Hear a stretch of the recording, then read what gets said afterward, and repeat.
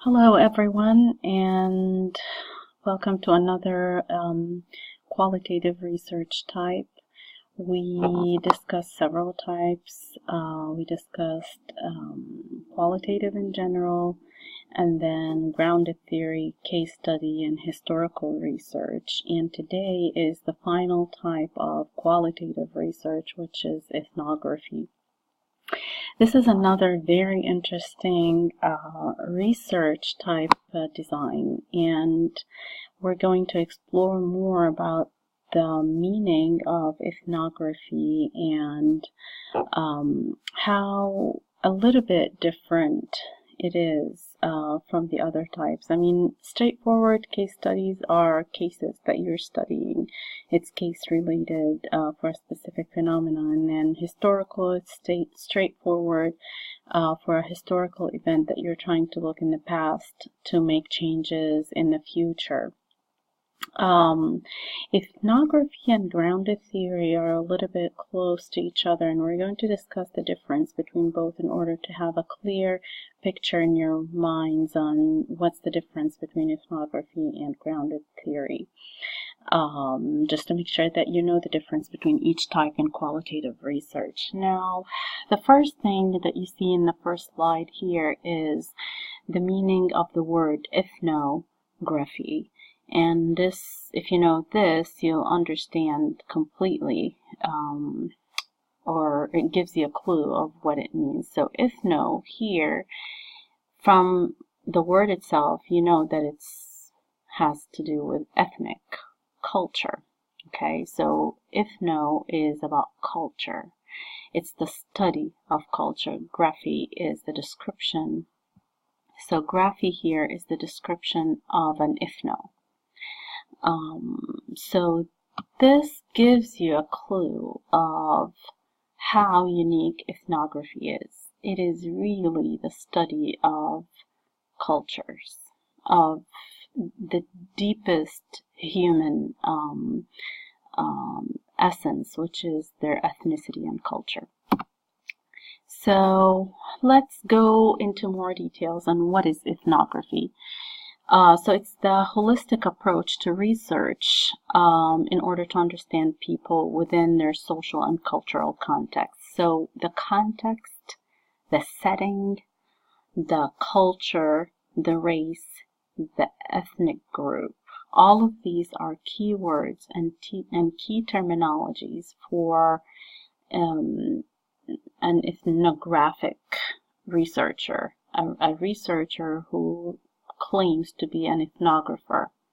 That's a person who really likes to study human beings within the context and the setting of their culture and ethnicity and race, and seeks to describe, not necessarily understand, but describe the cultural context of this ethnic group. The underlying theoretical basis of ethnography is that people's actions and thoughts are dependent on a vast range of factors, and what they say and do in one context is not necessarily what they actually do in another. So you are studying a specific natural event that's happening in a culture, and you want to study and understand and describe mainly this specific group in this specific context. What is happening here? That's your ethnographic research, is to look at this group in this specific situation and describe what they think and how they interact and all of that within that natural occurring incident or setting. Therefore, to fully understand people's behavior, opinions, and decision-making process, a researcher must spend time with them in their various physical and social environments. So that's another key word for ethnography. If you are really seeking to describe and explore a culture of a specific group of people, and a specific ethnic group in a specific situation, you really have to spend time in that natural setting with this group of people.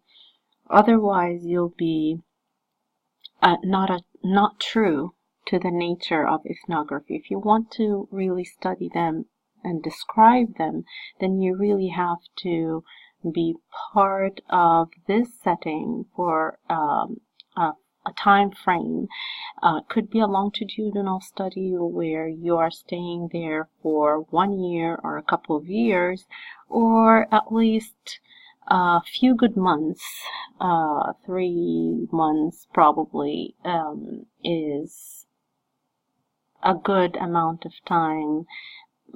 It's the minimum amount of time that you can physically spend time with this group. The primary method of an ethnographer, if you would imagine, is to observe. You are there. You want to describe what's happening, and then you'll have to basically observe this group of human beings in this cultural setting, in this situation, to understand and describe more about their opinions, decisions, behaviors, beliefs, conflicts, all of that. In order to do this, you really have to observe closely. That's the key word here. So observe closely. This involves the immersion of the researcher into the lives of those that they are studying. The ethnographer seeks not only to observe and inquire about situations people are faced with, but actually to participate within them. Okay, so you're not only an outsider observer, but you really want to immerse yourself in the field. Immersing yourself could be interacting with people that you're observing while you're observing, and asking questions meanwhile, looking closely, interact to see reactions and actions that emerge from this interaction. So you're really close to the field, you're really close to the people that you are studying, versus grounded theory or any other qualitative research. You really, if you're observing, you're really an outsider observer. You're looking at things to kind of check with other information and other data, but not to interact to understand more and hence interpret more and describe more. In ethnography, you really want to be close to the field, and close means immersed. Okay, to understand more about ethnography, you really want to understand that it provides a window into this. You're providing a view for your audience or for the readers on a specific group of people. So you focus on what these people are doing, practicing and interacting in this natural setting through observations, through close observations, because you're the window for the reader for the reader to see through you what's happening for this group. So if you think about yourself as this window, then you have to be clear and vivid for the reader to understand more. And this is not going to happen unless you do close observation and close interpretation of people's actions within that natural setting. Recording and analyzing field notes are core research activities of an ethnographer. So if you are observing, you'll have to have field notes. Taking notes, mental notes, is not going to be helpful to go back to. So you really want to have your notes close to you. You're always taking notes while you're observing, and in order to be able to analyze afterwards. Your field notes can be part of your observations. That's like a tool for this data collection method or source.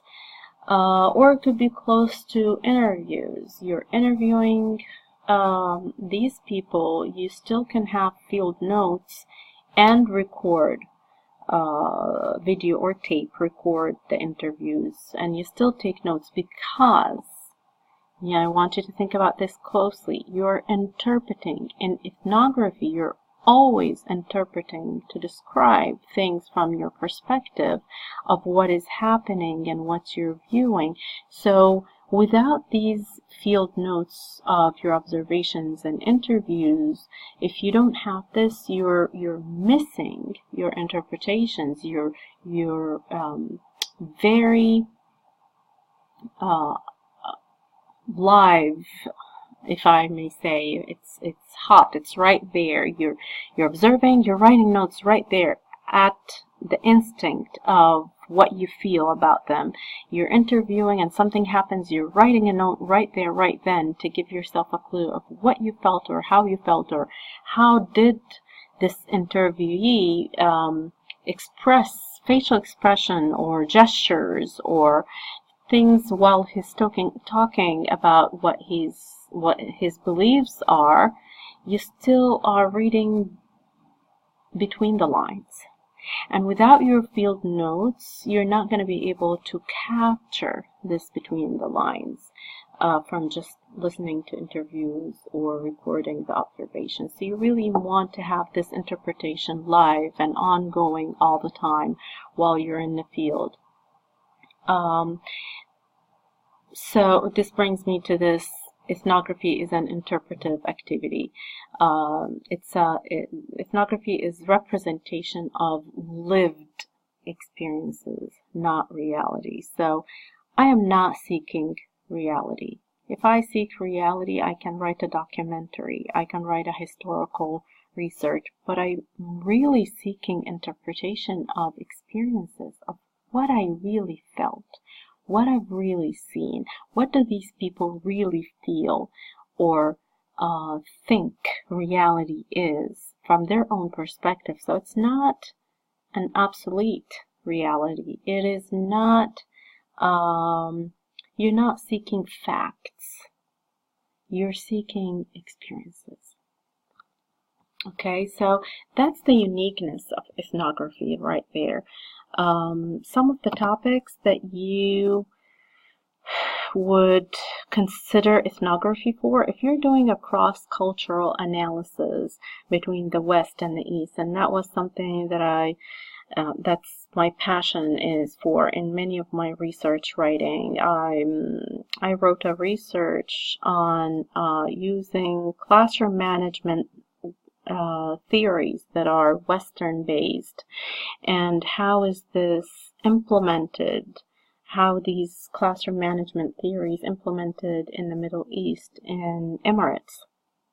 And I looked at this cultural perspective of teachers and how they perceive a lot of the acceptable norms and beliefs from the West, and how it is implemented in the classroom and how it's not realistic. So for example, one of the theories talks about how students need to keep a distance and spaces, personal space between one another, and how teachers implement this in the classroom in the West by saying hands and feet to yourself, for example.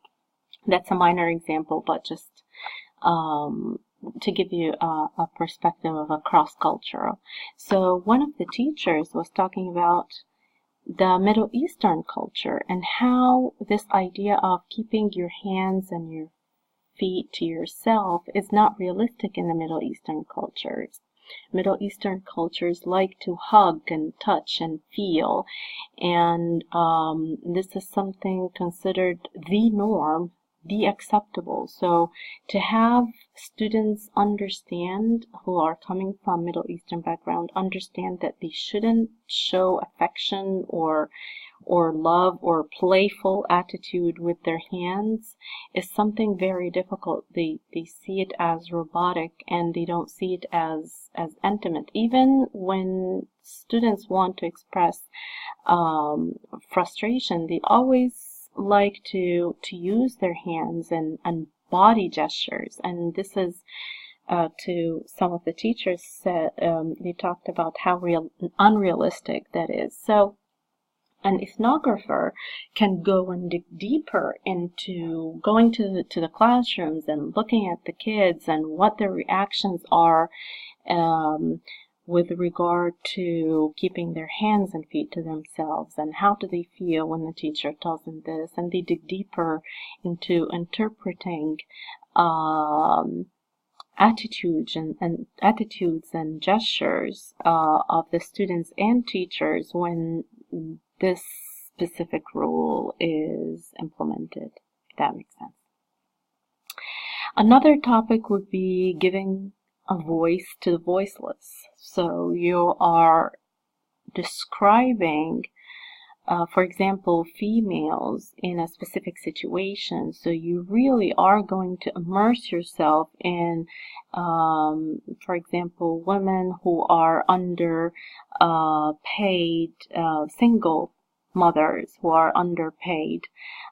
This is a job of an ethnographer, is to give a voice to these single mothers who are underpaid. And what are you going to do? You're going to immerse yourself into the lives of few mothers. You can use case study, ethnographic case study, which you are looking at 3 maybe or 4 cases of single mothers, but then you're using ethnography to immerse yourself into their lives and describe more about their day-to-day and how they're dealing with things and what kind of payment are they getting and how inefficient or not realistic this pay is through the day-to-day life experience.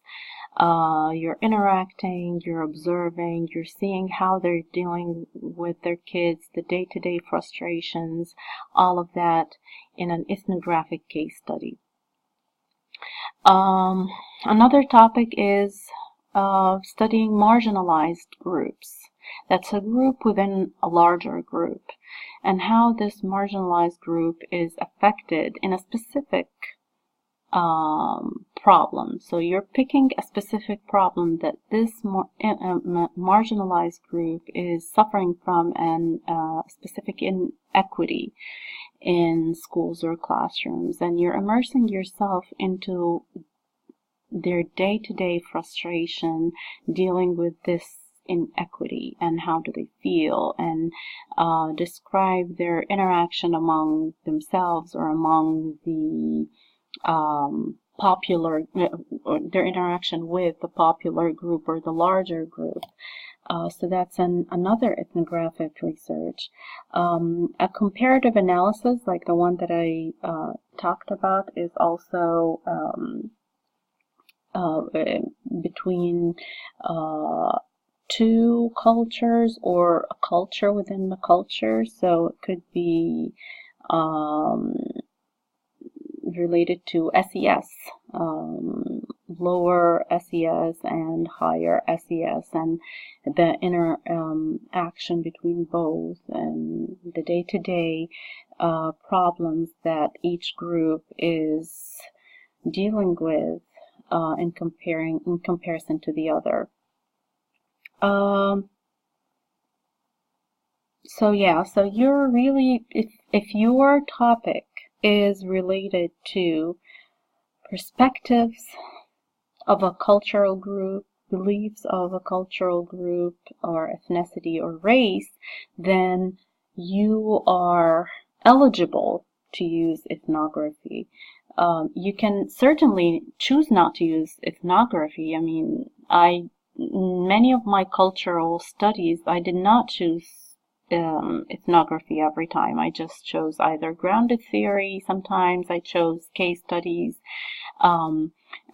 sometimes I used simple qualitative comparative analysis.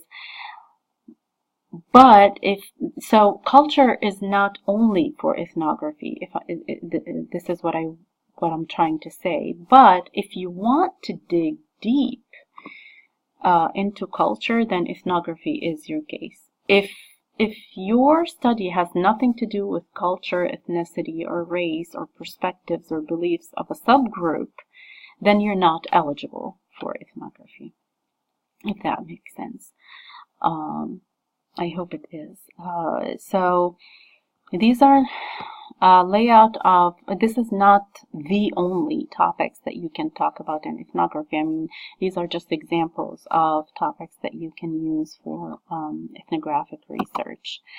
Now, what are the core elements and characteristics of ethnography? We've talked about it before, but I would love to repeat it again. So, a characteristic of an ethnographic research is definitely based on culture.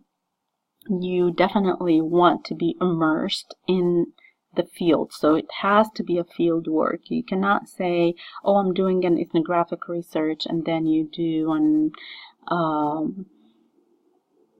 a search of documents and records of a specific culture group, because now you're studying culture group. No, you really have to be immersed in the field. You have to have observations, and your observations are not like any other observation. Your observations are immersed in order to be able to interpret data. So you are not only observing, but you are immersed in the observation. You can interrupt, you can be involved, you can interact. Key informant is one of the elements or characteristics that are optional. So if you belong to the culture that, or the subgroup or the ethnicity that you are interpreting or studying, then you probably don't need a key informant. You want a checker, a person who can double check with you for validity. But if you are a person that does not belong to a subgroup, a culture, ethnicity, due to you probably need a key informant due to maybe language barrier if they don't speak the same language, or subcultural barrier. You don't have this cultural background. If you are typical European white American and you are studying maybe Italian Americans who belong to the low SES, for example, so you lack a lot lack a lot of knowledge about this cultural subgroup. So you want a key informant. Or if you are white and you're studying African American, then again you might need a key informant to just make sure that you're understanding. If you are someone who wants to study Middle Eastern group or Latin group, then you want the language, you want the culture. So you need a key informant to be with you, to check with you. And this key informant can be one of the participants who volunteers to be your key informant because of an established trust or background knowledge. You both knew each other somehow. That can be your key informant. Now, another key component or characteristic is interviews. You are observing and you're immersed in the observation and you're involved, and you might find yourself doing informal interviews while you're observing. and you take your field notes, of course. And then you want to have some formal, semi-structured interviews with these people because you saw some stuff in the observational field and you want to confirm with them, so you want a formal observation. So interviews can really be layered between formal, informal, simultaneous within the field. Formal is when you have a setting to interview. Could be semi-structured or structured, but usually in qualitative it's semi-structured is one of the best format of it. And informal would be more of a simultaneous interview when you ask specific questions while you're in the field and doing observations. Or maybe having a cup of tea, bumped into someone from your participants, and then you decided to just chat a little bit while you're standing, or you saw them in the store and you talked a little bit. That's again an informal simultaneous interview. Okay, so how is ethnography different than grounded theory? Grounded theory is a methodology that involves developing theory through the analysis of data, and we talked about this, how from the word grounded theory, really grounding new information and making new assumptions and theories based on the data collected. But in ethnography is the detailed and systematic study of people and cultures. You're really studying cultures in a systematic way, and you're not looking to theorize anything. You're just describing and interpreting specific people within their specific culture and subcultures. It aims, in grounded theory, it aims to develop theories in relation to collected data. And in ethnography, it aims to understand a particular culture or community and describe them more. You're shedding light on, if you may say. So when you think of ethnography, you're shedding the light on this cultural group. In grounded theory, researchers don't consult literature before analyzing data, since it may influence their findings.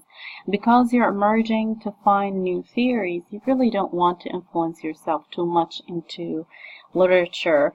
But in ethnography, you really have to understand more about the cultural background that you're studying before you enter the field, so that you'll have a specific perspective on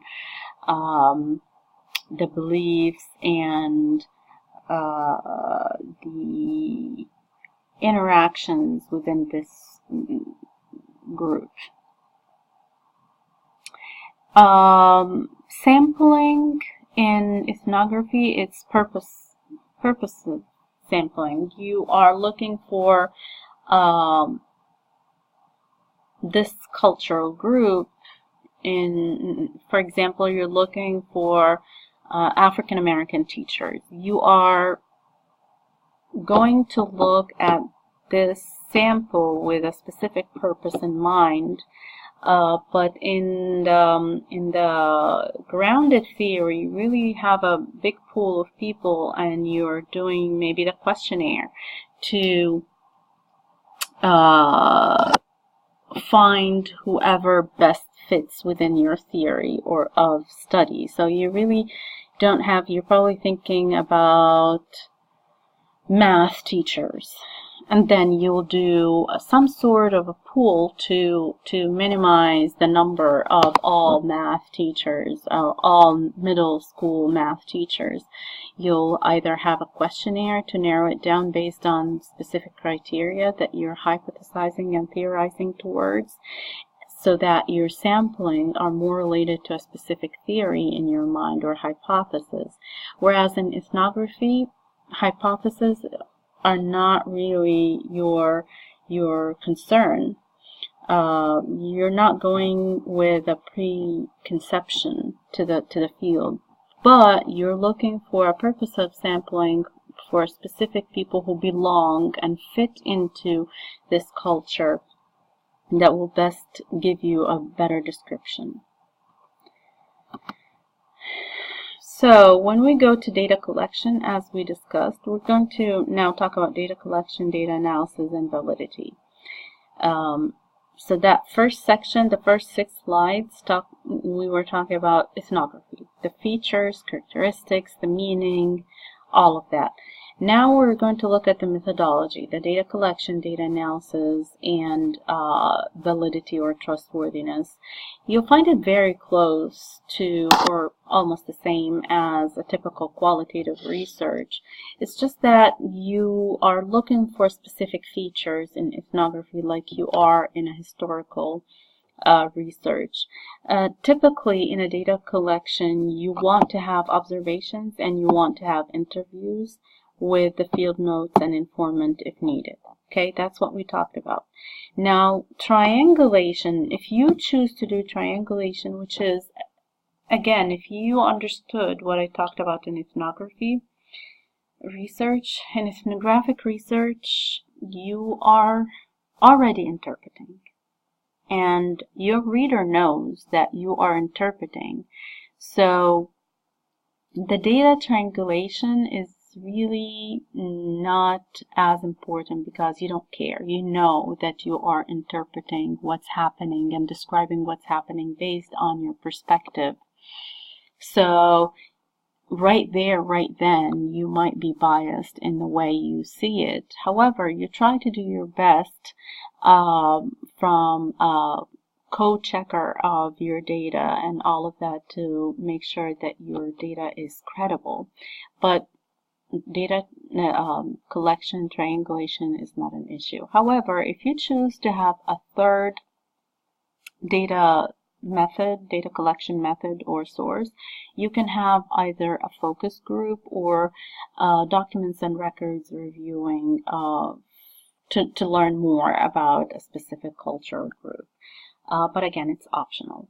So based on what I just said, it's very important to remember these 2 notes, that you know that your data is not generalized. Your description and your interpretation of this specific group has to do with that specific group, not anybody else, not everyone else within this culture. Cannot say that all Egyptians think this way. No, the teachers who I interviewed think this way because you interacted with these specific people. Their attitude, behaviors, and beliefs relate only to them, not to every person who belongs to this culture. An explanation of data cannot be obsolete as cultures always change. So when you explain the data in your results, you cannot say that it's also an obsolete. It's something, this is how it is and it will never change. No, cultures change and develop. So things always change. So your research can be easily outdated. So you want to make sure when you do an ethnographic research, you are actually collecting the data, analyzing it, and writing it and publishing it right away. Otherwise, when you try to publish it a few years later, your data might be considered outdated. And that's specifically for ethnography because you're really intimate and close to specific timing, specific setting, specific people, and specific culture, that things might happen to all of that changes the set of the findings that you found. Okay, so that's data collection. Data analysis, you're doing the same. You're coding, and by coding, I know that you understand it now, but I just wanted to make sure that you know that coding, you are sifting through your notes and looking for threads that can be woven together. And you're writing notes on the margins while you're reading your notes. You read and reread your notes and write things on the margins, giving color codes for these notes in the margin. Every time you find this repeated idea, you write it in the margin and you color it red. highlighted red or whatever. And from these codes and these notes in the margins, you start to make sense of things that can go into a larger picture, which is categories. Once you have big categories stemmed from these codes, you can put the codes under each category, or codes stems from the data itself. You can put them under these categories, and then you reread your codes that you categorized to find common themes.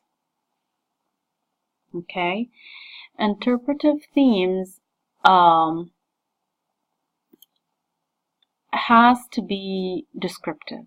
So you did the coding in the margins, you created categories based on these codes, and then you put these codes in flashcards or post-it notes or whatever. Collect all of these codes and put them under the categories that you picked for them, and then the themes emerge. Now when you discuss your themes in the findings, you really have to be descriptive because they are interpretive themes. Okay, now how can you make sure that you are really interpreting, like really descriptive in your interpretation? You can ask yourself this list of questions while you're interpreting, just to make sure that you are describing everything that can be. Questions like, what are people doing? What are they accomplishing? How exactly did they feel? What are the strategies that they're using to solve specific issues? What kind of assumptions, gestures they're making when they're feeling a specific feeling? All of these questions are good questions that you should ask yourself when you're taking notes, field notes, and then when you're interpreting and analyzing the data, to make sure that you're really descriptive. The more descriptive you are, the more a good ethnographer you are. Ethnographers can be as deep as looking at facial expressions, looking at inferences, things that were not said, but really probably the participant meant or was trying to refer to. And then validity or trustworthiness. In order to touch on credibility, you want to think about, would the group being observed say that the findings were credible? Do they think that they're logical and reasonable? So when you're writing, you want to make sure that you're credible to your participants as well, and that they'll be agreeable with what you're saying. Transferability. Would a reader be willing to transfer the results to another group or setting, maybe replicate? If you are descriptive and interpretive enough, then people can actually replicate from your research. Dependability. The researcher accurately describes the context, setting, and changes that may have occurred during the study. So what are the things that ensured you or can ensure the reader that you accurately describe the context? Through your observational field notes is something that really guarantees something like this. Conformability. If there were additional observers, like your informant or your checker, co-checker or something, that can do a conformability. Would that person describe the situation close enough to your interpretation? That will ensure conformability. So that's that about ethnography. I try to do both, describe to you what is ethnography and the key elements and characteristics, topics that relate to it. And then I wanted to do this comparison between grounded theory and ethnography, because I was was foreseeing some confusion between ethnography and grounded theory, because they really, you can stem a grounded theory from ethnography. You can theorize things after you do your ethnographic research, but you're really not, you're starting off not really looking to theorize anything, not like a grounded theory researcher. So it kind of, there's this thin line between both of them, but if you understand carefully that ethnography is all about the people and about the interpretation and description of things already happening, and you're just shedding light on them, you'll understand the core difference between ethnography and grounded theory. You can do a case study ethnographic research too, like the example that I told you about. If you're shedding light on a specific group of people, but it's really not a group or a society or a community, it's much more like stories. People share the same umbrella of cultural or ethnic background, but they have their own independent stories that you want to explore and dig deep and be intimate with to interpret. And then the last thing is I gave you the methodological key components and divisions, subdivisions of that.